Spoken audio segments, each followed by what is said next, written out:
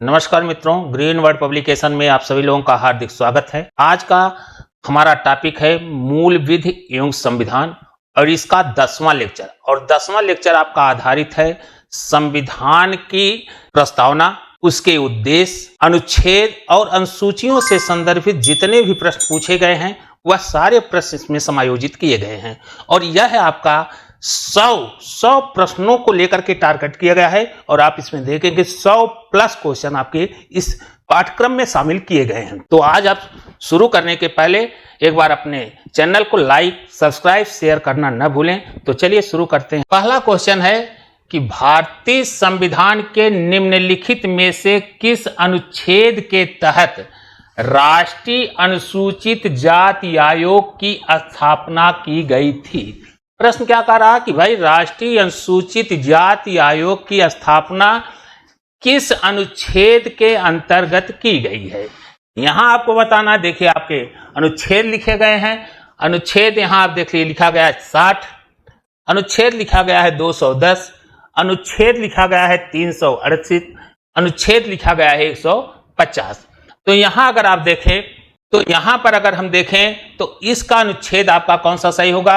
अनुच्छेद 338 के तहत राष्ट्रीय अनुसूचित जाति आयोग की स्थापना की गई है।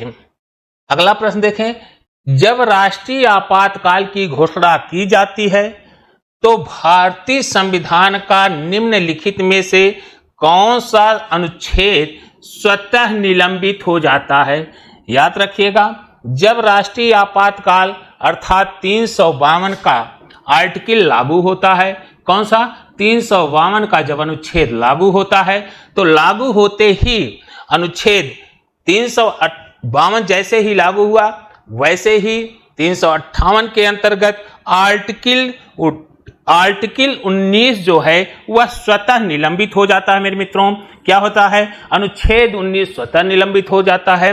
लेकिन यहां अगर और भी ध्यान देने की बात है, अगर यह कहा जाए कि कौन सा अनुच्छेद कभी नहीं निलंबित होता तो अनुच्छेद 359 के अंतर्गत आपका प्रश्न हो जाता है कि 20 और 21 के अनुच्छेद हैं जो किसी भी कीमत पर निलंबित नहीं किए जाते। लेकिन इस अकॉर्डिंग हमारा प्रश्न का उत्तर क्या होगा, अनुच्छेद 19 होगा। बढ़े अगले प्रश्न पर। अगला प्रश्न देखिए क्या है, भारतीय संविधान का कौन सा अनुच्छेद केंद्र पर यह सुनिश्चित करने के लिए एक कर्तव्य निर्धारित करता है कि प्रत्येक राज्य की सरकार संविधान के प्रावधानों के तहत चलती है। यहां आपको क्या बताना है कि केंद्र सरकार का कौन सा अनुच्छेद यह सुनिश्चित कराता है कि प्रत्येक राज्य की सरकार संविधान के प्रावधानों के तहत चल रही है। केंद्र पर यह सुनिश्चित करने के लिए केंद्र का यह कर्तव्य निर्धारित करता है कि वह बताए कि प्रत्येक राज्य की सरकार संविधान के प्रावधानों के तहत चलती है। संविधान के प्रावधान के अनुसार वह सरकारें चल रही हैं। अब संविधान के प्रावधान के तहत कहने वाला संवैधानिक नियमों के अंतर सरकार चल रही है। यह केंद्र के अंतर्गत यह उसका कर्तव्य निर्धारित किया गया है कि वह देखे कि क्या राज्य सरकारें संविधान के नियमों के अनुसार चल रही है या नहीं। अगर नहीं चलती तो इसी न चलने पर संवैधानिक विफलता के आधार पर राष्ट्र पर शासन लगाया जाता है। लेकिन अब आइए अपने उत्तर को देखें तो यहां हमारा जो उत्तर होगा मेरे मित्रों वह होगा 355। 174 नहीं है, 272 नहीं है, 123 नहीं। अगला है कि भारतीय संविधान का कौन सा अनुच्छेद धन विधेयक को परिभाषित करता है। कौन सा अनुच्छेद ऐसा है जो धन विधेयक को परिभाषित करता है। तो यहां आप देखिए लिखा गया है। अब धन विधेयक की परिभाषा कहां दी गई है, अनुच्छेद 110 में। और धन विधेयक के प्रोसीजर के विषय में बताया गया है मेरे मित्रों 109 में। तो यहां जो हमारा उत्तर होगा 101 दिया गया नहीं है, गलत है। यहां दिया गया 116, ये भी गलत है। यहां 110 के अंतर्गत आप देखेंगे धन विधेयक की परिभाषा दी गई है। किसके अंतर्गत, 110 के अंतर्गत धन विधेयक की को परिभाषित कर रहा है। अगला प्रश्न देखा जाए, वर्तमान में भारतीय संविधान के भाग देखे दिया गया किसके तहत कितने राज्यों में विशेष प्रावधान हैं। यहां आपसे क्या पूछ रहा है कि यहाँ कितने राज्य ऐसे हैं जिसमें विशेष प्रावधानों की बात कही गई है। विशेष प्रावधान का अर्थ होता है कि अनुच्छेद 370 के तहत, फिर लिख रहा है अनुच्छेद 21 के तहत कितने, अनुच्छेद 371, 2 आर्टिकल ऐसे हैं मेरे मित्रों जो कौन कौन से, अनुच्छेद 371 और अनुच्छेद 370। तो 370 को तो 2019 में समाप्त कर दिया गया है जम्मू कश्मीर के तहत जो था। इसके बाद आप देखेंगे महाराष्ट्र, गुजरात, ऐसे बहुत सारे स्टेट हैं। तो यहाँ यह पूछ रहा कितने राज्यों को विशेष प्रावधान है, तो यहाँ जो राज्य हैं वह 8 हैं। ठीक, तो यहाँ का उत्तर आपका ये सही हुआ। अगला दे रहा है देश से बाहर जाने का अधिकार और देश में वापस आने का अधिकार भारतीय संविधान के निम्नलिखित में से किस अनुच्छेद में निहित है। देश से बाहर आने का या देश से बाहर जाने का अधिकार भारतीय संविधान में कहाँ वर्णित है, तो यह भारतीय संविधान के मित्रों आर्टिकल 21 में है, वर्णित है, जिसमें मेनका गांधी बनाम भारत संघ के मामले में यह निर्णय आया था। तो यह आर्टिकल हमारा जो होगा वह कौन होगा, अनुच्छेद 21 होगा। कौन सा होगा, अनुच्छेद 21। आइए अगले क्वेश्चनों को देखें। अगला है कि भारतीय संविधान की उद्देशिका में अब तक कितनी बार संशोधन किया जा चुका है। भारतीय संविधान की उद्देशिका में अब तक कितनी बार संशोधन किया गया है। अब तक अगर देखेंगे तो उद्देशिका में अब तक 1 बार संशोधन किया जा चुका है। भारतीय संविधान की उद्देशिका में अब तक कितनी बार संशोधन, 1 बार संशोधन किया गया है। समाजवादी शब्द पद किस वर्ष में भारतीय संविधान की उद्देशिका में जोड़ा गया था। यहां कह रहा है समाजवादी जो शब्द है किस वर्ष की बात कर रहा है, भारतीय संविधान की उद्देशिका में जोड़ा गया था। तो यह शब्द जो है 42वें संविधान संशोधन अधिनियम 1976 के तहत इस समाजवादी शब्द को जोड़ा गया था। तो यहां का डाटा जो होगा 1976। अगला है निम्नलिखित में से किस भारतीय राज्य में 5वीं अनुसूची क्षेत्र है। 5वीं अनुसूची में कौन है, अनुसूचित जाति। 5वीं अनुसूची किससे है, अनुसूचित जाति एवं जनजातियों के संदर्भ में कर रहा है। तो 5वीं अनुसूची क्षेत्र में कौन है, यहां आप देखेंगे गुजरात। कौन सा है, गुजरात।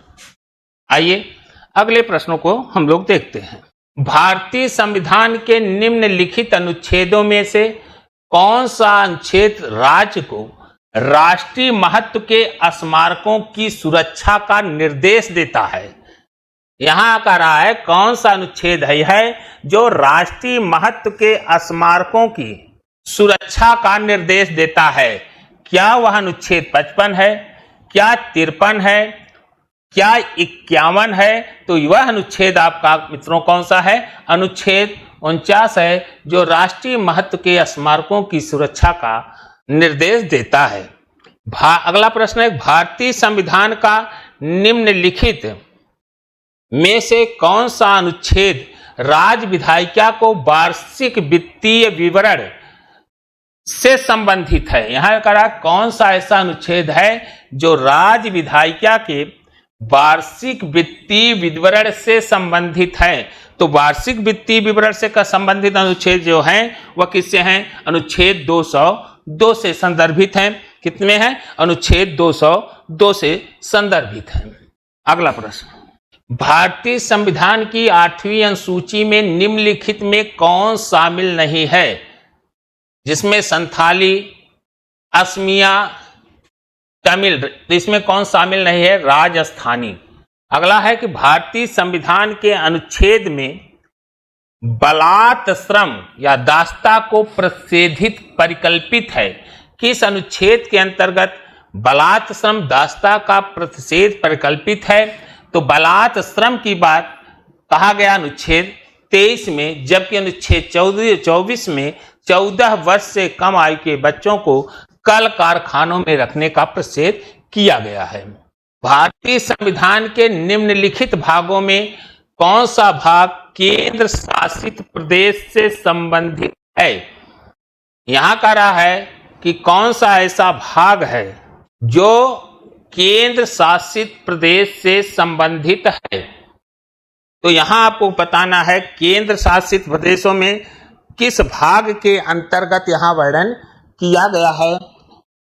जहां केंद्र शासित प्रदेश की बातें की जा रही हैं, तो भाग कौन सा है? भाग है आपका कौन? 8। किस भाग में? भाग 8 में केंद्र शासित प्रदेशों की बात कही गई है। भारतीय संविधान का कौन सा अनुच्छेद 14 वर्ष से कम आयु के बच्चों के किसी कारखाने, खादान या अन्य खतरनाक गतिविधियों में रोजगार रोक लगाता है? कौन सा अनुच्छेद है जो 14 वर्ष से कम आयु के बच्चों के किसी कारखाने, खदान या अन्य खतरनाक गतिविधियों में रोजगार पर रोक लगाता है? तो वह है अनुच्छेद 24। यहां आपका अनुच्छेद 22 नहीं है, 20 नहीं है और 23 नहीं, अनुच्छेद आपका क्या है? 24। भारतीय संविधान के किस भाग को भारत का मैग्ना कार्टा कहा जाता है? तो भाग कौन? भारत का मैग्ना कार्टा किसे कहा जाता है? मूल अधिकार को भारत का मैग्ना कार्टा कहा जाता है। जबकि ब्रिटेन में 1215 के कालखंड में राजा जेम्स के द्वारा अपने नागरिकों को पहली बार अधिकार दिया गया, इसलिए वह भारत विश्व का प्रथम मैग्ना कार्टा के रूप में 1215 के कालखंड को जाना जाता है। लेकिन यहाँ का जो प्रश्न है वह पूछ रहा है कि भारतीय संविधान के किस भाग को भारत का मैग्ना कार्टा कहा जाता है? तो वह भाग कौन सा है? 4, 1, 2 नहीं, बल्कि वह भाग 3 को भारत का मैग्ना कार्टा कहा जाता है। भारतीय संविधान में समानता शब्द किसे संदर्भित करता है? समानता का अर्थ यहां किसको संबंधित कर रहा है? यहां सामाजिक विशेषाधिकार का भाव, संयम का होना, सामाजिक विशेषाधिकार का होना, संयम का, सामाजिक विशेषाधिकार का अभाव। यहां क्या है? विशेषाधिकार का अभाव ही क्या है? सामाजिक विशेषाधिकार का अभाव। भारतीय संविधान के निम्नलिखित भागों में से कौन सा भाग केंद्र शासित प्रदेशों से संबंधित है? तो केंद्र शासित प्रदेश कहां कहे गए हैं? कहां कहे गए हैं? केंद्र शासित प्रदेश आपके कहां हैं? यहां आप देखिए भाग 8 में। भाग 8 के अंतर्गत केंद्र शासित प्रदेशों का वर्णन किया गया है। भारतीय संविधान के किस अनुच्छेद में उल्लिखित है कि राष्ट्रपति को सहायता एवं सुझाव देने के लिए एक मंत्रिपरिषद होगी जिसके शीर्ष पर प्रधानमंत्री होगा? तो राष्ट्रपति को सहायता और मंत्रालय देने के लिए एक मंत्रिपरिषद होगी जिसका प्रधानमंत्री होगा। यह बातें कही गई हैं अनुच्छेद 74 में। किस अनुच्छेद में? अनुच्छेद 74 में। यहां आपका विकल्प सही होगा। बाकी आप देखें क्या लिखा गया विकल्पों में। बाकी विकल्पों में 64 लिखा गया, नहीं, यह आपका आर्टिकल कितने से संबंधित है? अनुच्छेद 74। बाकी ये गलत है, यह गलत है। भारतीय संविधान के निम्नलिखित अनुच्छेदों में से कौन सा अनुच्छेद भारत के महान्यायवादी के पद का प्रावधान करता है? निम्नलिखित अनुच्छेदों में से कौन सा अनुच्छेद भारत के महान्यायवादी के पद का प्रावधान करता है? तो महान्यायवादी के पद का जिक्र कहां किया गया है? Attorney general. किस अनुच्छेद में किया गया है? तो यह अनुच्छेद आपका मित्रों 76 है। विकल्प को देखिए, विकल्प में लिखा गया है 84, बिल्कुल नहीं है। 194 लिखा गया है, ये भी नहीं है। यहां क्या लिखा गया? अनुच्छेद 76 के तहत। तो यहां आपका विकल्प जो सही होगा, यह बाकी विकल्प आपके क्या है? गलत है। बढ़ते हैं अगले प्रश्नों पर। भारतीय संविधान में के निम्नलिखित अनुच्छेदों में से कौन सा अनुच्छेद भारत के महान्यायवादी के पद का प्रावधान करता है? फिर वही क्वेश्चन रिवीजन कर दिया गया है। यहां आप देखिए, अभी उसके बारे में चर्चा की गई थी। वह अनुच्छेद कौन सा है? 76। अभी यहां पर चर्चा किया गया था। अगला प्रश्न देखिएगा कि भारतीय संविधान का कौन सा अनुच्छेद राष्ट्रपति को संसद के अवकाश के दौरान अध्यादेश जारी करने का अधिकार प्रदान करता है। डायरेक्ट अनुच्छेद पूछ रहा है कि कौन सा अनुच्छेद यह है जो संसद के अवकाश होने के उपरांत जब संसद सत्र में न हो तो राष्ट्रपति के द्वारा अध्यादेश जारी किया जाता है, और जब राष्ट्रपति के द्वारा यह अध्यादेश जारी किया जाएगा तो वह आर्टिकल होगा अनुच्छेद 123। अब यहां विकल्प हम देखेंगे, लिखा गया अनुच्छेद 111 गलत है, अनुच्छेद 114 दिया गया ये भी गलत है, अनुच्छेद 110 ये भी गलत है। तो यहां अनुच्छेद हमारा क्या सही होगा? अनुच्छेद 123। विश्व का सबसे बड़ा लोकतांत्रिक देश कौन है? विश्व का सबसे बड़ा लोकतांत्रिक देश कौन सा है?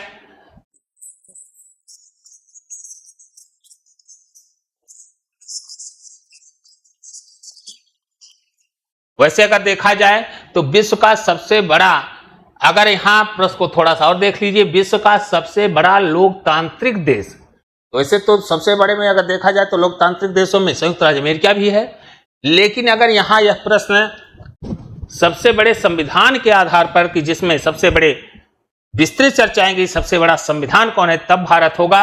अन्यथा यहां आपका प्रश्न हो जाएगा कौन सा हो जाएगा? संयुक्त राज्य अमेरिका। भारतीय संविधान के निम्नलिखित में से किस भाग में राज्य में अधीनस्थ न्यायालयों से संबंधित अध्याय हैं? अब अधीनस्थ न्यायालय से संबंधित अनुच्छेद कौन सा है, हमें यह देखना है। तो अधीनस्थ न्यायालय में आप देखेंगे कौन सा अनुच्छेद है, वह अनुच्छेद अधीनस्थ न्यायालय के अंतर्गत अगर आप जाएंगे तो हमारा होगा भाग कौन सा? भाग कौन हो जाएगा? 6, भाग 6। भाग 6 के अंतर्गत अधीनस्थ न्यायालयों का वर्णन किया गया है। भाग 6। भारतीय संविधान में पंथ निरपेक्ष शब्द किस वर्ष जोड़ा गया? भारतीय संविधान में पंथ निरपेक्ष शब्द किस वर्ष जोड़ा गया था? यहां दे रहा 1986 नहीं, 1951 में ये भी नहीं, यह कब जोड़ा गया था? तो 1976 में। 1976 में पंथ निरपेक्ष शब्द जोड़ा गया। सार्वजनिक रोजगार के मामलों में अवसर की समानता की गारंटी देता है। सार्वजनिक मामलों में रोजगार के अवसर की समानता की गारंटी देता है अनुच्छेद 18। यहां देखिए 16 दिया गया है, यहां जो रहा है फिर से देखें, प्रश्न क्या कर रहा है कि संविधान का कौन सा अनुच्छेद सार्वजनिक रोजगार में अवसर की समानता, लोक नियोजन में अवसर की समानता, यह आपका अनुच्छेद होगा अनुच्छेद 16। अगर 18 तो 18 जो उपाधियों का अंत की बात करता है, लेकिन सार्वजनिक रोजगार के अवसर की गारंटी अनुच्छेद 16। यहां जो विकल्प दिया गया 32, 23, 16 और 18 गलत है। निम्नलिखित में से कौन सा राज्य भारतीय संविधान की 6वीं अनुसूची में शामिल नहीं है? असम, मेघालय, त्रिपुरा, मिजोरम में तो शामिल है, लेकिन अगर कहा जाए तो कौन सा भारतीय संविधान 6वीं अनुसूची में शामिल नहीं है? तो जो शामिल नहीं है वो कौन है? नागालैंड। कौन शामिल नहीं है? नागालैंड। भारतीय संविधान में पंथ निरपेक्ष शब्द किस वर्ष जोड़ा गया? तो पंथ निरपेक्ष शब्द किस वर्ष जोड़ा गया है? तो यह जोड़ा गया है 1976 में। यहां जो विकल्प दिया गया 1986, 1951, 1961 गलत है। कब जोड़ा गया? 1976 में। अगला करा, भारतीय संविधान का कौन सा अनुच्छेद सार्वजनिक रोजगार के मामले में अवसर की समानता की गारंटी देता है? तो अवसर की गारंटी, समानता की गारंटी कौन दे रहा है? अवसर की समानता की गारंटी दे रहा अनुच्छेद 16। भारतीय संविधान में अभी भी जिसकी चर्चा हुई कौन? नागालैंड। अगला प्रश्न, अगला है भारतीय संविधान का निम्नलिखित में से कौन सा भाग विशेष रूप से केंद्र शासित प्रदेश से संबंधित है? कौन सा भाग विशेष रूप से केंद्र शासित प्रदेश से संबंधित है? तो आइए हम देखते हैं कौन सा भाग है। अब यहां देखिए भाग 4 दिया गया है, तो भाग 4 नीति निर्देशक से है।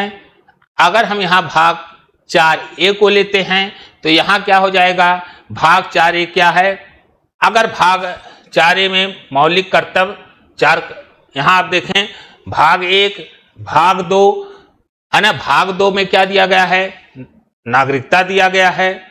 भाग 2 में क्या दिया गया है, भारत।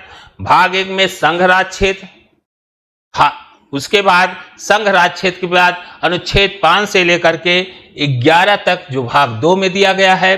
भाग 3 में मूल अधिकार, भाग 4 में नीति निर्देशक तत्व जोड़े गए हैं और नीति भाग 4 का में मौलिक अधिकार जोड़े गए हैं। क्या जोड़े गए हैं, मौलिक अधिकार जोड़े गए हैं।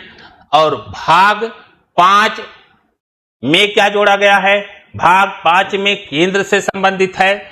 और भाग 6, अगर भाग 4 भाग 5 और भाग 6 में राज्यों से संदर्भित बातें कही गई हैं, तो यहां भाग कौन हो जाएगा, यहां आपका जो होगा वह 8।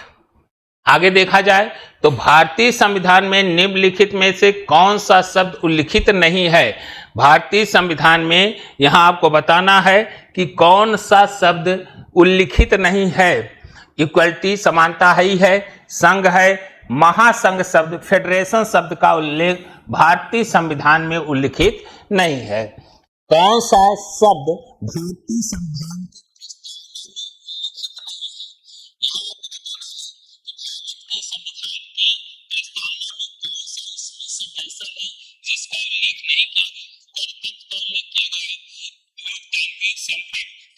नहीं उल्लेख किया गया है वह है साम्यवादी। तो यहाँ हमारा जो उत्तर होगा वह होगा कम्युनिस्टिक, अर्थात साम्यवादी। तो यहाँ का उत्तर हमारा भी सही हुआ। आइए अगला बढ़ते हैं। भारतीय संविधान के निम्नलिखित में से कौन सा अनुच्छेद भारतीय संघ के अटूट स्वरूप को दर्शाते हुए भारत को राज्यों राज्यों का संघ बताता है। तो भारत क्या है, राज्यों का संघ है। यह कौन सा, तो अनुच्छेद 1 के अंतर्गत यह कहा गया है भारत राज्यों का संघ है, अर्थात यूनियन ऑफ स्टेट्स के रूप में कहा गया है। तो यहां जो हमारा विकल्प होगा वह यह सही है। अगला देखा जाए कि भारतीय संविधान के निम्नलिखित में से किन अनुच्छेदों के तहत सांस्कृतिक और शिक्षा के अधिकार प्रदान किए गए हैं। यहां कह रहा कि सांस्कृतिक और शैक्षिक अधिकार किस अनुच्छेद के तहत प्रदान किए गए हैं। क्या यह 14 से 18 नहीं, 19 से 22 नहीं, 32 से 35 नहीं। यह जो अधिकार प्रदान किए गए हैं मित्रों वह अनुच्छेद 29 और 30 से। तो यहां हमारा जो विकल्प होगा वह होगा 29 और 30। बढ़ते हैं अगले प्रश्न पर। भारतीय संविधान का निम्नलिखित में से कौन सा अनुच्छेद वार्षिक वित्तीय विवरण से संबंधित है। कौन सा अनुच्छेद ऐसा है जो वार्षिक वित्तीय विवरण से है। तो वार्षिक वित्तीय विवरण का उल्लेख किया गया है अनुच्छेद 112 में। किसमें किया गया है, अनुच्छेद 112 में। तो ये विकल्प आपका सही है। बाकी 129 का गलत है, 108 लिखा गया ये भी गलत है, 174 ये भी गलत है। निम्नलिखित में से कौन सी विशेषता भारतीय संविधान की प्रस्तावना का हिस्सा नहीं है। इसमें आपको बताना है कौन सी विशेषता ऐसी है जो भारतीय संविधान की प्रस्तावना का हिस्सा नहीं है। तो समानता ही है हिस्सा। अब यहां है गणतंत्र भी हिस्सा है, बंधुता है, लेकिन फेडरलिज्म भारतीय संविधान की प्रस्तावना का हिस्सा नहीं है। तो यहां हमारा जो उत्तर सही होगा वह कौन सा, बी सही होगा।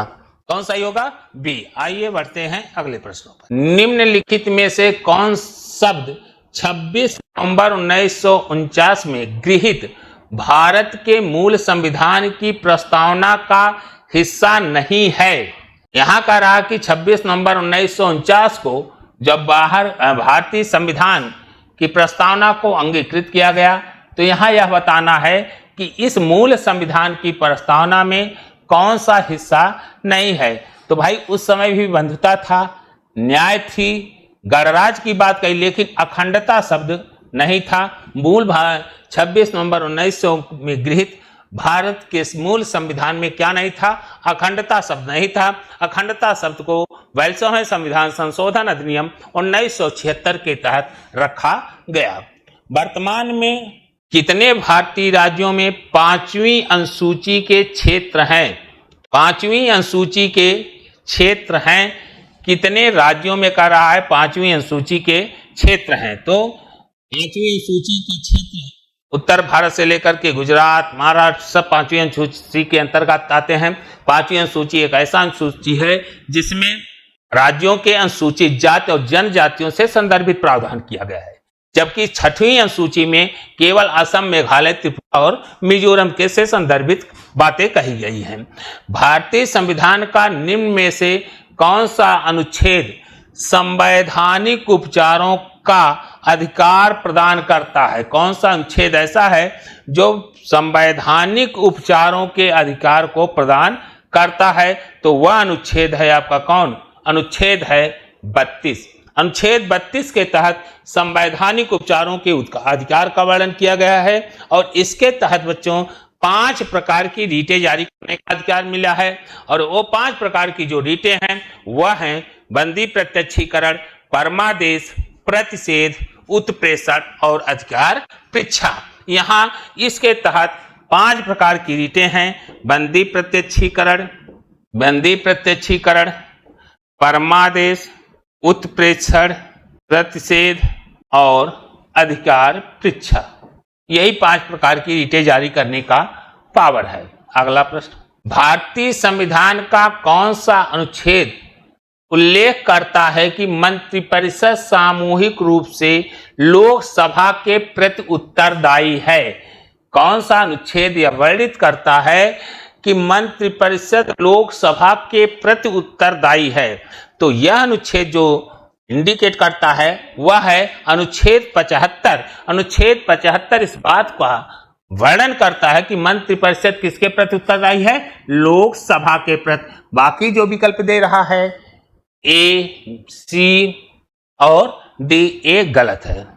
भारतीय संविधान का अनुच्छेद 243 ए किससे संबंधित है?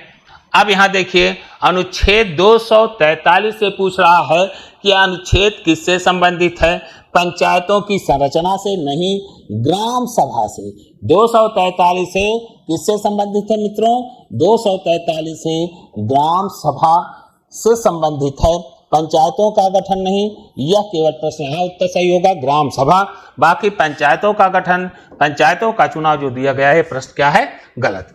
आइए अगला प्रश्न, संवैधानिक संशोधनों के माध्यम से भारतीय संविधान में कितनी अनुसूचियां जोड़ी गई हैं? तो मूल संविधान के अंतर्गत अगर देखा जाए तो मूल संविधान में 395 अनुच्छेद, 8 अनुसूचियां थी और आज अगर देखा जाए तो अनुसूचियों की संख्या कितनी हो गई है? कुल 12 अनुसूचियां हैं। इस क्रम में अगर देखा जाए तो अनुसूचियां मूलतः 8 थी, यहां बढ़कर कितनी हो जाएंगी? 4 अनुसूचियां जोड़ी गई हैं। कितनी अनुसूचियां?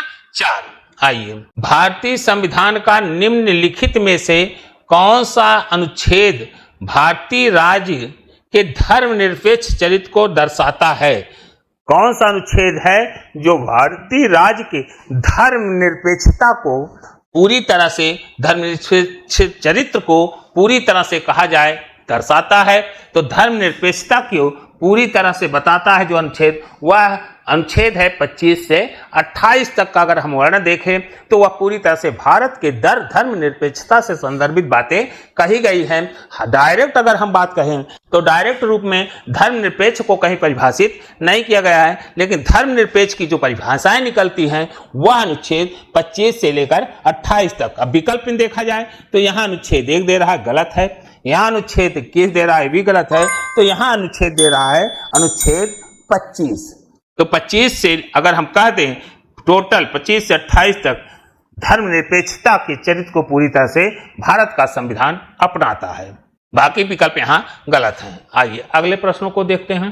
भारतीय संविधान में कौन सा भाग भारत के उच्चतम न्यायालय के संगठन, अधिकार क्षेत्र, शक्तियों और प्रक्रियाओं से संबंधित है? तो यहां आपसे क्या पूछ रहा है, कौन सा है भाग है जिसमें भारत के उच्चतम न्यायालय, इस भाग में भारत के उच्चतम न्यायालय के संगठन, अधिकार क्षेत्र और शक्तियों और प्रक्रियाओं से संबंधित है?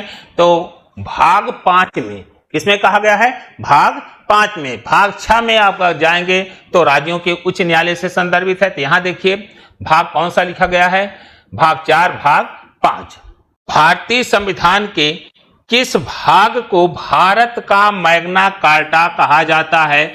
तो भारतीय संविधान का कौन सा ऐसा भाग है जिसे भारत का मैग्ना कार्टा कहा जाता है? तो वह भाग आपका है 3। कौन सा भाग है? भाग 3। यहां भाग जो दिए गए हैं वो क्या है? गलत, सी भी गलत है और डी वह भाग है 4, भाग है 3 जिसमें फंडामेंटल राइट्स के संदर्भ में बातें कही गई हैं और यह इसे अधिकारों का घोषणा पत्र भी कहा जाता है।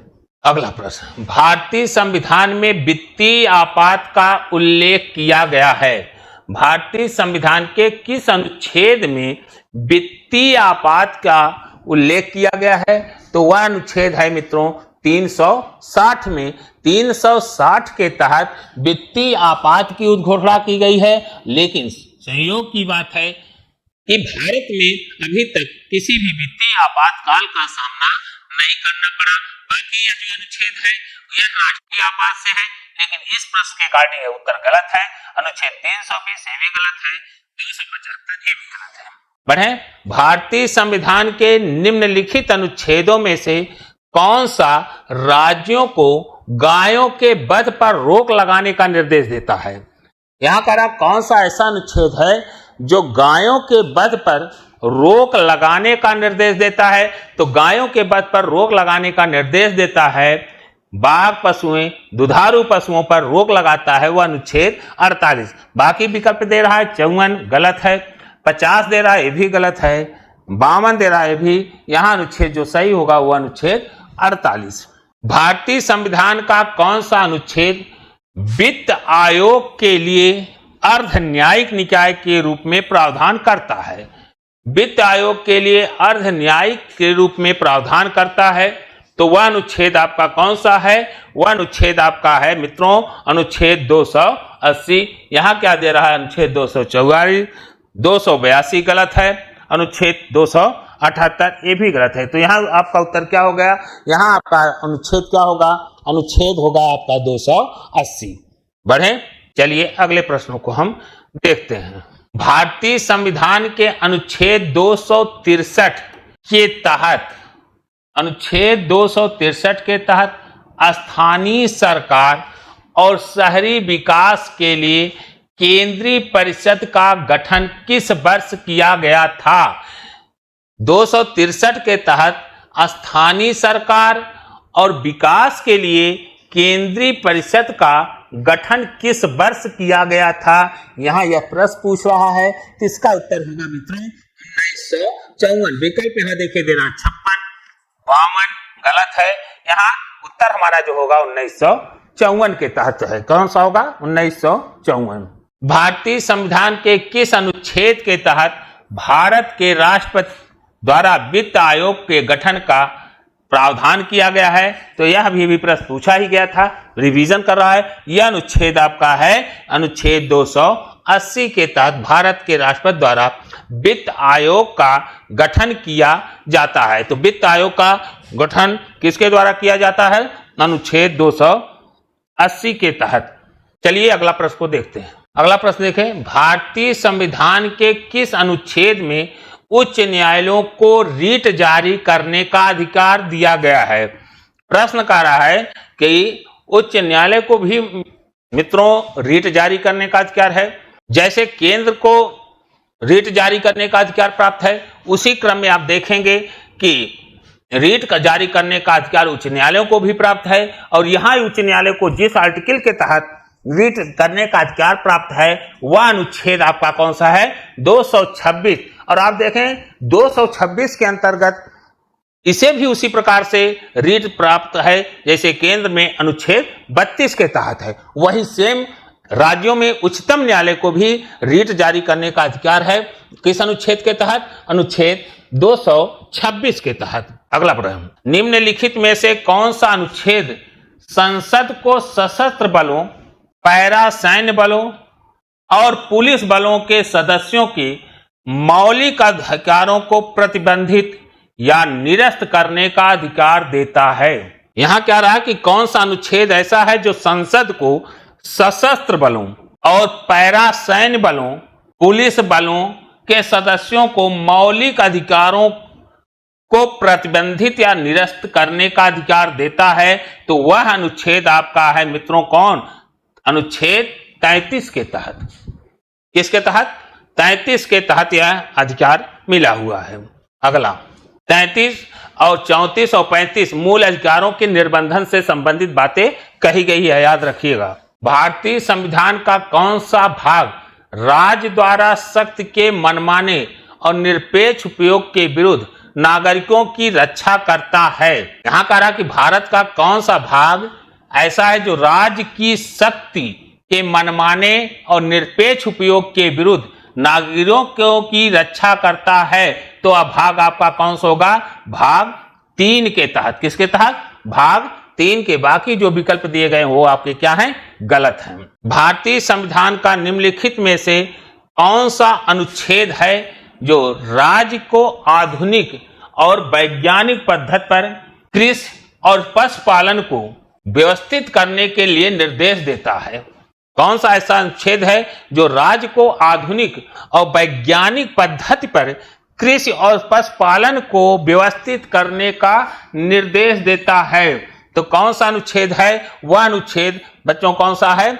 अनुच्छेद 48 है। कौन सा अनुच्छेद है? वह अनुच्छेद आपका मित्रों अनुच्छेद 48 है, जिसमें कहा गया है कि वैज्ञानिक पद्धति में कृषि, पशुपालन एवं राज्य सुधारने का प्रयोग करेगा। और इसी के तहत यह अनुच्छेद आपका 48 से रिलेटिव कर रहा है। अगला प्रश्न, भारतीय संविधान का निम्नलिखित में से कौन सा अनुच्छेद व्यापार, वाणिज्य और परस्पर व्यवहार की स्वतंत्रता से संबंधित है? कौन सा अनुच्छेद किससे? व्यापार, वाणिज्य और परस्पर व्यवहार की स्वतंत्रता से संबंधित है। इसमें कौन सा अनुच्छेद है? तो वह अनुच्छेद आपका 301 है। कौन सा अनुच्छेद?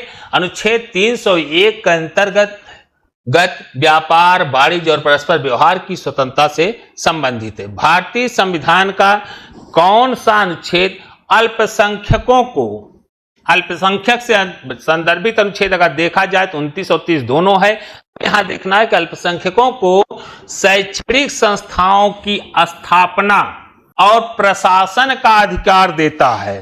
शैक्षणिक संस्थाओं की स्थापना और प्रशासन का जो अधिकार देता है वह मित्रों अनुच्छेद 30 है। कौन सा है? अनुच्छेद 30। यहां आपका जो विकल्प होगा सी, बाकी ए बी जो दिए गए हैं वो विकल्प आपके गलत हैं, जिसमें 40, 10 और 20 रखा गया है। अगला प्रश्न, भारतीय संविधान का निम्नलिखित में से कौन सा अनुच्छेद भारत के उपराष्ट्रपति के चुनाव से संबंधित है? भारत के उपराष्ट्रपति के चुनाव से संबंधित यहां बताएं कौन सा अनुच्छेद है? क्या वह अनुच्छेद 76 है? बिल्कुल है, 76 तो महान्यायवादी से है। किससे है? महान्यायवादी से है। 76 किससे है? कौन सा अनुच्छेद भारत के उपराष्ट्रपति से संबंधित है? तो यहां जो 76 दे रहा है तो महान्यायवादी से भाई। 60 में शपथ वाली बात कही गई है।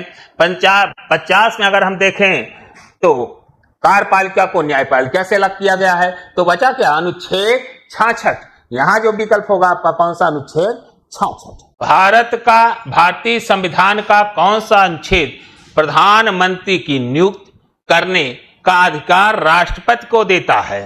राष्ट्रपति को किस अनुच्छेद के अंतर्गत प्रधानमंत्री की नियुक्ति करने का पावर प्राप्त है? तो वह अनुच्छेद आपका है 75। कौन सा अनुच्छेद है? 75 के अनुच्छेद 75 के तहत राष्ट्रपति प्रधानमंत्री की नियुक्ति करता है और अन्य मंत्रियों की नियुक्ति करते समय राष्ट्रपति प्रधानमंत्री से सलाह लेता है। किस भाग में नगर पालिकाओं से संबंधित प्रावधान हैं?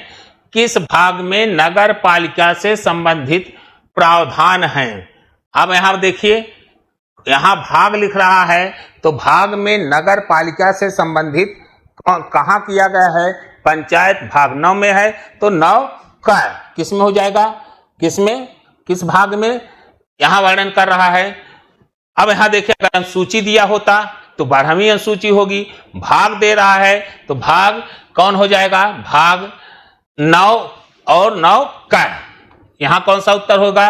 भाग 9 का। अनुसूचियां होती तो क्या हो जाता? अनुसूचियां होती तो आपका हो जाता 12, लेकिन यहां भाग 9 का में। भारतीय संविधान में कुल कितनी अनुसूचियां हैं? भारतीय संविधान में कुल कितनी अनुसूचियां हैं? तो यहां भारतीय संविधान के अंतर्गत कुल 12 अनुसूचियों का वर्णन किया गया, बाकी 11 दिए गए गलत है। अगला प्रश्न है कि भारतीय संविधान का कौन सा अनुच्छेद राष्ट्रपति को सर्वोच्च न्यायालय से सलाह लेने के लिए अधिकृत करता है? कौन सा अनुच्छेद ऐसा है जो राष्ट्रपति को सर्वोच्च न्यायालय से सलाह लेने के लिए अधिकृत करता है? तो वह अनुच्छेद है मित्रों 143, और यहां दिया गया है विकल्प 133, गलत है। यहां होगा आपका उत्तर 143, बाकी 121 दिया गया गलत है, 72 दिया गया है, ये भी क्योंकि 72 संविधान से संबंधित है। अगला प्रश्न, भारतीय संविधान के किस भाग में आपातकालीन प्रावधान शामिल हैं? अब यहां आपको बताना है कि किस भाग में आपातकालीन प्रावधान है, तो जरा बताएं कि किसमें यहां आपातकालीन प्रावधान किए गए हैं। तो जरा देखा जाए 10, 5, 15, 16, 17, 18, तो भाग 18 में आपातकालीन प्रावधान किए गए हैं। किस भाग में आपातकालीन प्रावधान किए हैं? आपातकालीन जो प्रावधान किए गए हैं भाग 18 के अंतर्गत। भारतीय बाकी यहां जो विकल्प दिए गए हैं ए, सी और बी तीनों गलत हैं। भारतीय संविधान की 11वीं अनुसूची में कितने कार्यात्मक पद रखे गए हैं? यहां कह रहा है 11वीं अनुसूची में कितने कार्यात्मक पद। 11वीं अनुसूची में ग्राम पंचायत है, और ग्राम पंचायतों के लिए कार्य करने के लिए कितने का जो कार्य दिए गए हैं वह किस मद कितने रखे गए हैं, उसे कार्य करने का पावन मिला है। तो यहां आप देखिए 39 दिया गया, नहीं 20 पर भी नहीं, बल्कि 29 मदों पर उसे कार्य करने का अधिकार दिया गया, मद प्रदान किए गए हैं कि वह 29 विषयों पर देख रेख करें। अगर नगर पालिका का होता तो 18 विषय रखे गए हैं। भारतीय संविधान की 12वीं अनुसूची में, यहां देखिए 12वीं अनुसूची में नगर पालिकाओं के कार्य क्षेत्र में कितने कार्यात्मक मदों को रखा गया है। यहां अगर कहा जाए पंचायत में 29 मद, तो नगर पालिकाओं के लिए 18 मद दिए गए हैं। विकल्प हमारा क्या सही होगा? 18। यहां जो दे रहा है 24, ये भी गलत है, 13 ये भी गलत है, 10 ये भी गलत है। अगला 26 नवंबर 1949 को गृहीत मूल भारतीय संविधान की प्रस्तावना में निम्नलिखित में से किस शब्द का उल्लेख नहीं है? यहां बताना है कि मूल संविधान भारतीय संविधान की प्रस्तावना में कौन सा शब्द उल्लेख नहीं है। तो मूल संविधान में गणतंत्र भी था, स्वतंत्रता भी था, गणराज्य था, लेकिन मूल संविधान में हमारा धर्मनिरपेक्ष नहीं था। इस अकॉर्डिंग हमारा उत्तर सही होगा डी, बाकी विकल्प आपके क्या हैं? गलत है। अगला प्रश्न, भारतीय संविधान की कौन सी अनुसूची में संघ और राज्यों के बीच अधिकारों एवं कार्यों के आवंटन से संबंधित सूची दी गई है? यहां क्या कर रहा है कि भारतीय संविधान में कौन सी अनुसूची में संघ और राज्यों के बीच अधिकारों, संघ सूची, राज्य सूची और समवर्ती सूची के बीच में जो केंद्र और राज्यों के बीच में कार्य करने का अधिकार दिया गया है वह किस अनुसूची में है? तो वह हमारे मित्रों कौन सी अनुसूची है? वह है 7वीं अनुसूची। कौन सी अनुसूची है? वह हमारी 7वीं अनुसूची, जिसमें संघ सूची, राज्य सूची, समवर्ती सूची और अवशिष्ट विषय करके रखे गए हैं। आइए अगले प्रश्न को, निम्नलिखित में से कौन सी भाषा संविधान की रचना के समय 8वीं अनुसूची में उल्लिखित थी। यहां का रहा है कौन सी भाषा संविधान की रचना के समय 8वीं अनुसूची में उल्लिखित थी। सिंधी, बोडो, कोंकणी, तो बाद में जोड़ा गया कश्मीरी उल्लिखित थी। मूल हस्तलिखित भारतीय संविधान के प्रत्येक पृष्ठ को कलाकारों द्वारा निखारा और सजाया गया। अब यहाँ का मूल हस्तलिखित भारतीय संविधान के प्रत्येक पृष्ठ को पूरे भारत के कलाकारों द्वारा निखारा गया। चित्रकला परिषद के द्वारा निखारा और सजाया गया। जे स्कूल ऑफ आर्ट्स द्वारा, शांत निकेतन के कलाकारों द्वारा निखारा और सजाया गया। तो पूरे भारत के कलाकारों द्वारा सजाया गया था। भारत के संविधान की मूल हस्तलिखित कॉपी कहाँ रखी गई? कहाँ रखी गई है? तो मूल हस्तलिखित की जो कॉपी रखी गई, भारतीय संविधान के मूल हस्तलिखित कॉपी कहाँ रखी गई? मूर्ति भवन, राष्ट्रीय म्यूजियम दिल्ली, संसद की लाइब्रेरी के में रखी गई है। निम्न में से कौन सी संविधान सभा की एक समिति है जो जवाहरलाल नेहरू की अध्यक्षता में आयोजित नहीं हुई थी? यहाँ का कौन सी ऐसी समिति है जो जवाहरलाल नेहरू की अध्यक्षता में आयोजित नहीं हुई थी? संघ समिति, संचालन समिति, संघ संविधान समिति, यहाँ का शक्तियों की समिति, संचालन समिति। संचालन समिति का अगर देखा जाए संघ राज्यों की समिति, संघ संविधान समिति, यहाँ नहीं, संचालन समिति को अगर देखा जाए तो राजेंद्र प्रसाद। राज्य और केंद्र शासित प्रदेश की सूची भारत, राज्य और केंद्र शासित प्रदेश की सूची भारत के संविधान की अनुसूची में है। यहाँ का राज्य और केंद्र शासित प्रदेशों की सूची, तो यहाँ भारत के संविधान की अनुसूची में लिखित है राज्य और केंद्र शासित प्रदेशों की सूची। तो पहली अनुसूची में क्या है? राज्य और संघ और शासित प्रदेशों की सूचियां। दूसरे में, दूसरी अनुसूची में वेतन है। तीसरी में राज्यसभा के आवंटन से है। तो राज्य और केंद्र शासित प्रदेशों की जो सूची है 28, वह पहली अनुसूची में है। किसमें है?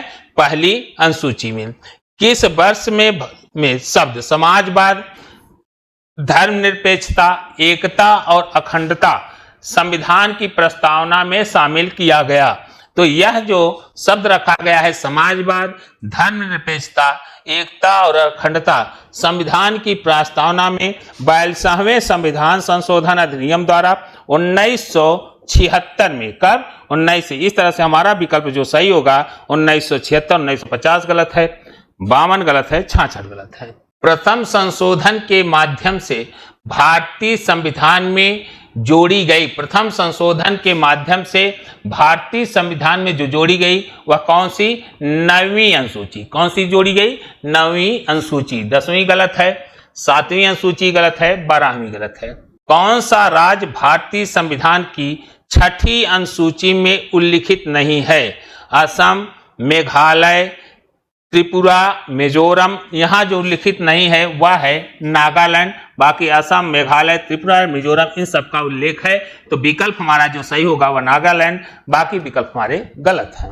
भारतीय संविधान का कौन सा अनुच्छेद नए राज्यों के गठन के विषय में है? नए राज्यों के गठन के विषय में कौन सा अनुच्छेद उल्लिखित किया गया है?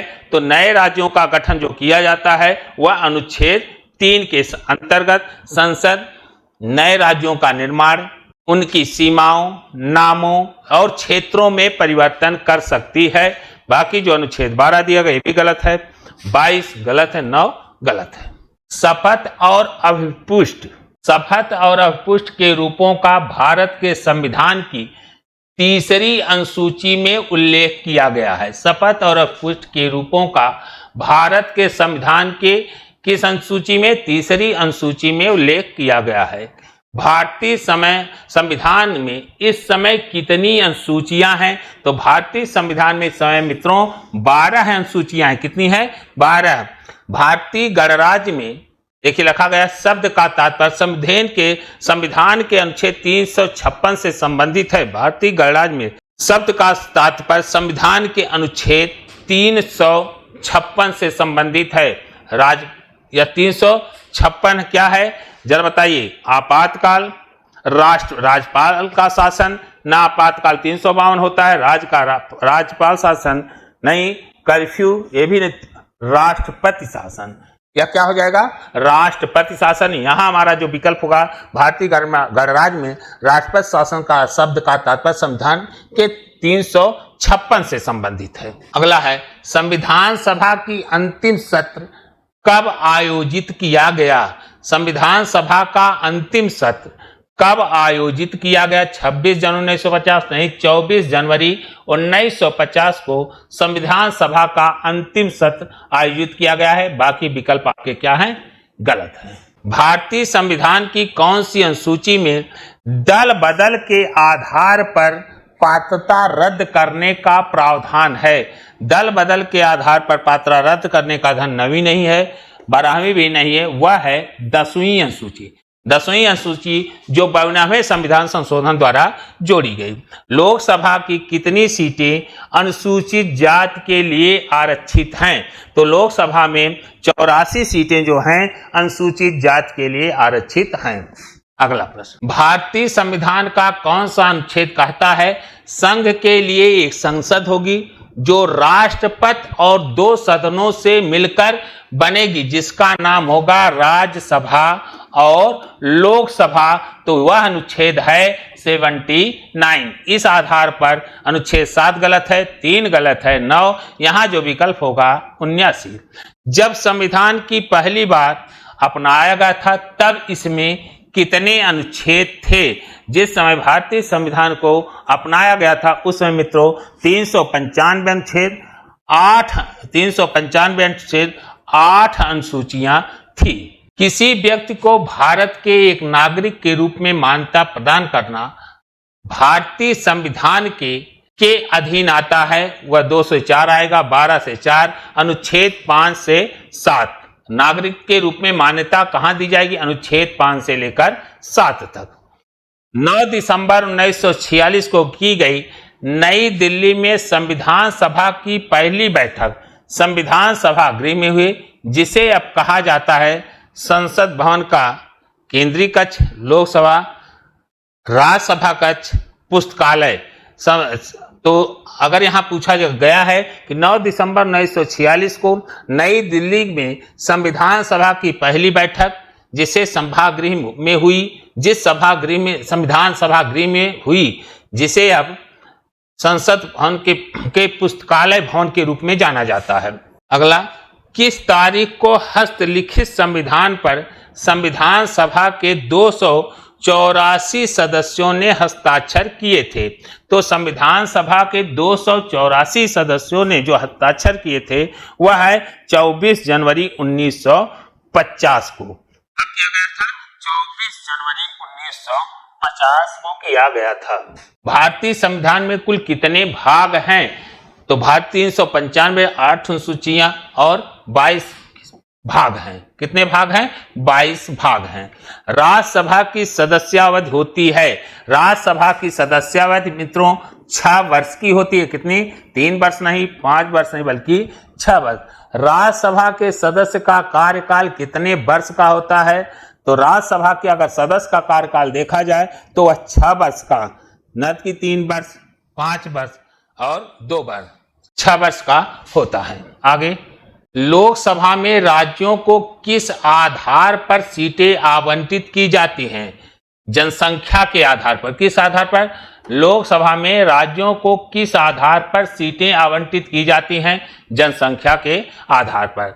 लोकसभा का कोरम कुल सदस्य संख्या का कितना होना चाहिए? 1/3 नहीं, 1/4 नहीं, 1/5, 1/10 होना चाहिए। लोकसभा का कोरम कुल सदस्य संख्या का 1/10 होना चाहिए। भारत के संविधान सभा के अध्यक्ष कौन थे? भारतीय संविधान सभा के अध्यक्ष प्रारूप समिति के थे। भारतीय संविधान सभा के अध्यक्ष थे डॉक्टर राजेंद्र प्रसाद थे।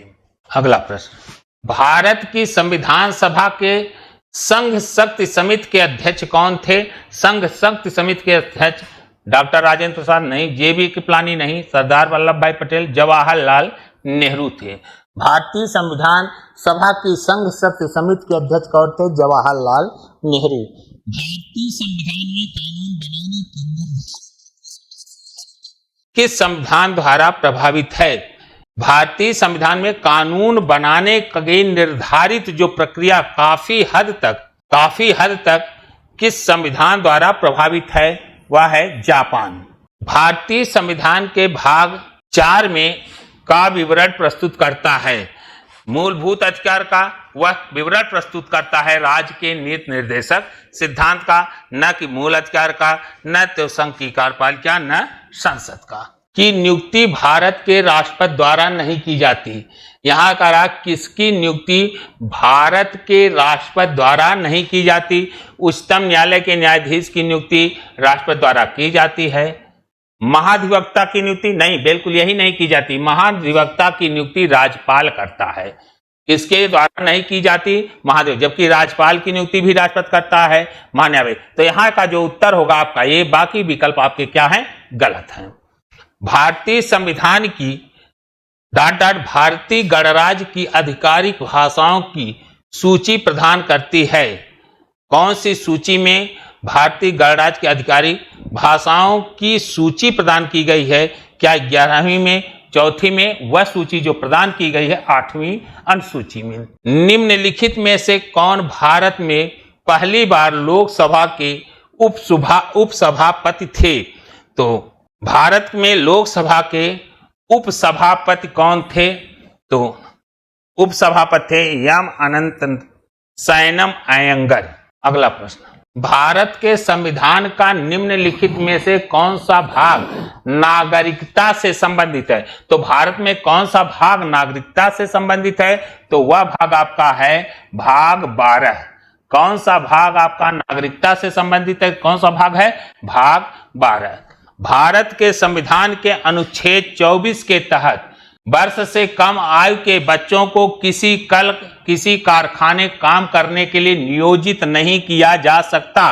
तो 24 वर्ष के तहत किस वर्ष के आयु के बच्चों को कल कारखानों में काम करने नहीं दिया जाएगा? यहाँ विकल्प आपका होगा 14। बाकी जो 15 दिए गए हैं 16, 17 गलत हैं। अगला प्रश्न, भारत के संविधान के निम्नलिखित में से कौन सा भाग नागरिकता से संबंधित है? यहां दिया गया है, गलत है। भारत की नागरिकता से संबंधित जो भाग है वह है भाग 2। बाकी जो विकल्प दिए गए हैं वो क्या है? गलत है। भारत के संविधान के अनुच्छेद 14 के तहत 14 वर्ष से, कितने वर्ष से? 14 वर्ष से कम आयु के बच्चों को किसी कारखाने में काम करने के लिए नियोजित नहीं किया जा सकता। विकल्प आपका सही है ए। अगला प्रश्न, बाकी विकल्प आपके गलत हैं। भारतीय संविधान का अनुच्छेद 20 संबंधित है। यहां आपको देखना है 20 किससे है? पदवियों का उन्मूलन, दोष सिद्ध के संदर्भ में संरक्षण, नागरिकता के अधिकारों की निरंतरता, सहकारी समितियों को प्रोत्साहन देना। तो 20 का अनुच्छेद 20 जो संबंधित है वह है दोष सिद्ध के संदर्भ में संरक्षण। वर्तमान में भारतीय संविधान में कुल कितने भाग हैं? भारतीय संविधान के कितने भाग हैं? वैसे 395 अनुच्छेद 8 अनुसूचियां और 395 अनुच्छेद 12 अनुसूचियां और 22 भाग। तो यहाँ अगर देखा जाए तो इस अकॉर्डिंग 20 एक निरस्त है, 20 भाग हैं। कितने भाग हैं? 20, 21, 22, 23, हाँ 20। फरवरी 1948 में भारतीय संविधान के प्रारंभिक मसौदे को किसने तैयार किया था? मसौदे को किसने तैयार किया था? 1948 में भारतीय संविधान के प्रारंभिक मसौदे को, ड्राफ्टिंग को किसने तैयार किया था? व्यवहार राम मनोहर सिन्हा नहीं, नंदलाल बोस ये भी नहीं थे, श्यामा प्रसाद, बेनेगल नरसिम्हा राव, जिसे हम शॉर्टकट में वीएन राव कहते हैं। कौन? वीएन राव, जिन्हें हम वीएन राव कहते हैं। भारतीय संविधान के अनुच्छेद 210 में निर्देशित है संसद में प्रयुक्त होने वाली भाषा के बारे में, विधानमंडल में प्रयुक्त होने वाली भाषा के बारे में, राज्य की राजभाषा भाषाओं के बारे में, संघ की राजभाषा के बारे में। भारतीय संविधान के अनुच्छेद 210 में निर्दिष्ट है कि संसद संघ की राजभाषा, संसद में प्रयुक्त होने वाली राजभाषा के संदर्भ में। यहां देखा जाए ए नहीं। अगला प्रश्न यहां आपका है कि भारत के संविधान की अनुसूचियों की कुल संख्या, भारत के संविधान में अनुसूचियां कुल कितनी हैं? तो अनुसूचियां कुल मित्रों कितनी है? अनुसूचियां 12 हैं। अगला है कि निम्नलिखित में से कौन सी भाषा भारतीय संविधान की 8वीं अनुसूची में शामिल नहीं है? तो 8वीं अनुसूची में कौन सी भाषा शामिल नहीं है? यहां देखा जाए उर्दू, तमिल, अंग्रेजी, संस्कृत, कौन सी भाषा इसमें शामिल? निम्नलिखित में से कौन सी भाषा भारतीय संविधान की 8वीं अनुसूची में शामिल नहीं है? तो उर्दू, अंग्रेजी, संस्कृत, तमिल, तो यहां शायद तमिल शामिल नहीं है। अगला प्रश्न, भारतीय संविधान की किस अनुसूची में अनुसूचित क्षेत्रों, अनुसूचित जनजातियों के प्रशासन और नियंत्रण के संबंध में प्रावधान है? भारतीय संविधान की किस अनुसूची में भारतीय संविधान की किस अनुसूची में अनुसूचित क्षेत्रों, अनुसूचित जनजातियों के प्रशासन और नियंत्रण के संबंध में प्रावधान है? तो चौथी सूची नहीं, यह है आपकी 5वीं अनुसूची। कौन सी है? 5वीं, 6ठी भी नहीं है और 7वीं नहीं। भारतीय संविधान के किस अनुच्छेद के तहत राष्ट्रपति राष्ट्रीय आपातकाल की घोषणा कर सकता है? अनुच्छेद 352 के तहत राष्ट्रपति के द्वारा राष्ट्रीय आपातकाल की घोषणा की जा सकती है। तो इसी के साथ ही मित्रों आज के क्लास को यहीं पर विराम करते हैं। पुनः अगले क्लास में मुलाकात होगी। जय हिंद, जय भारत।